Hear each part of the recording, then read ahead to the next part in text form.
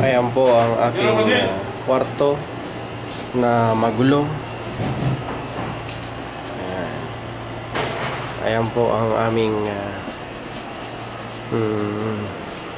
aming chef, si Mr. Chef. Anong masasabi mo sa ating bagong tiles, kaibigan? Kumbaga, bukod sa maliwalas sa mata at maganda sa paningin, presko, kumbaga kasi bago, masarap matulog, masarap magpahinga. Tapos pangalawa, wala nang ipis kasi yung carpet talaga titira ng ipis yun. Oh, kumbaga ito, walis map. Ayan. Ang bango, maganda. So, ibig bang sabihin ito, dahil gumastos ang inyong kumpanya, hindi kayo mabibigyan ng bonus nito sa darating na Pasko? Kumbaga, meron siguro. Kumbaga ito naka-budget na lang talaga para sa pagpagawa ng mga tirahan, maganda. Yung para sa tao, meron naman nakabukod yun. Ay hindi naman katulad sa alin to na yung mga budget kay Juan, kay Pedro. Kinukuha ni Juan yung kay Pedro. Ayun. Yung kay Juan kinukuha ni Pedro. Ayun. Ay dito, pag kanya-kanya, kay Juan, kay Pedro, kay So, Pedro. ibig mong sabihin, ang Saudi talagang malayong-malayo ang pagkakaiba sa Pilipinas. Malayo. Pag budget para kay Juan lang. Kay Juan talaga. So, ibig mong sabihin, yung budget sa atin sa Pilipinas kay Pedro, kinukuha ni Juan. Kinukuha ni Juan. Ayun. Kaya nagkakagulo kita mo. Gilas ng bongga. Oh, may kinalaman ba yun sa mga nangyayaring korupsyon sa Pilipinas? May kinalaman. May kinalaman, malaking kinalaman.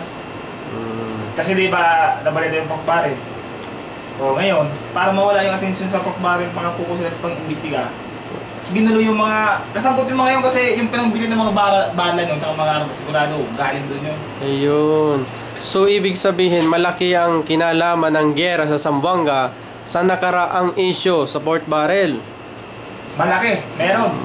Meron. Kasi di ba nung panahon ni Marcos, binuo yan sila Enrile. Ngayon si Enrile, kasama sa sangkot sa pork barrel. Ibig sabihin, itong si Enrile, wala na naman ng kumbaga hindi man totally na, kumbaga, tamang hinala na kumbaga sa adik, tamang hinala na yung mga tao. Ano ba yung totally ba yun? Kasi, yun na talaga yung ginawa ng panahon eh. So, yung mga taong nakita natin sa EDSA noon, ay sangkot sa pork barrel, si Unasan, si Enrile. Pwede, kasi di ba, lumabas yung pangalan nila eh. Lumabas yung pangalan nila sa media na isa sila sa mga kumuha ng pera ng budget ng pork barrel na para sa taong bayan.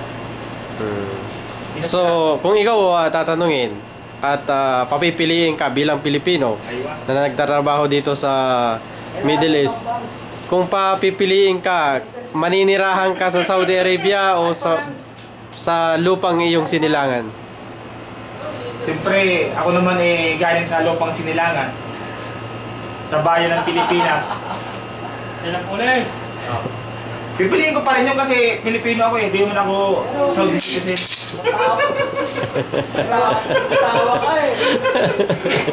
So, isa rin ako sa mga, kung sakali, papalarin, politiko, di ba?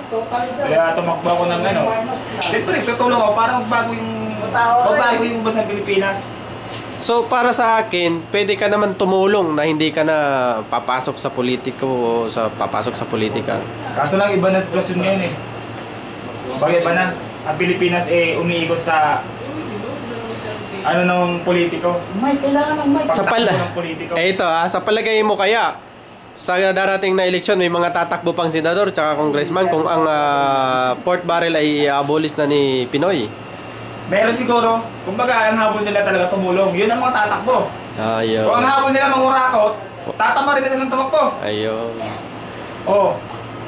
Kaya sigurado, wala nang away sa darating eleksyon. Kasi wala nang pag-aagawan eh. Ayun. May mag-away mo sila, pag-aagawan nila kung paano tumulong. Sa maiksing salita, ibig sabihin, tatakbo sila para talaga sa paglilingkod. Yun, paglilingkod kasi wala na eh.